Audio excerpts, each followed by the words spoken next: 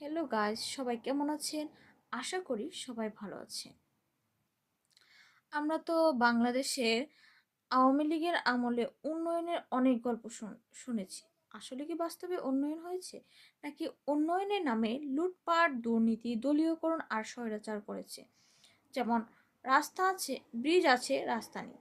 বিষয়টা এরকম। চারিদিকে শুধু লুটপাটের চিত্র দেখতে পেয়েছি, চারদিকে শুধু দুর্নীতির চিত্র দেখতে পেয়েছি। তারপর হচ্ছে, যেখানে জনগণের কল্যাণের কথা ছিল সেখানে ত্রাসের রাজত্ব কায়েম করেছে।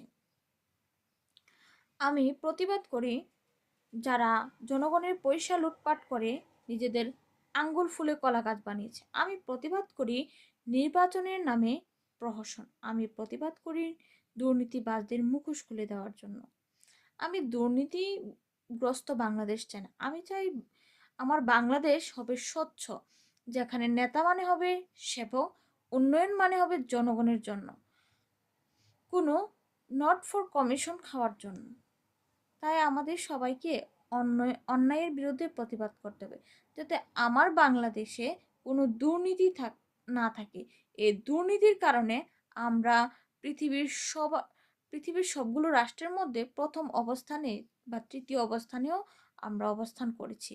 এই দুর্নীতির জন্য আমার বাংলাদেশের সাধারণ মানুষ বঞ্চিত হচ্ছে। এই দুর্নীতির জন্য আমার বাংলাদেশে সাধারণ মানুষ খেতে পায় না 3 বেলা। শুধু নেতারাই খেতে পাচ্ছে, তারাই সব টাকা পয়সা লুটপাট করে নিজের পেট ভরছে। ধন্যবাদ সবাইকে।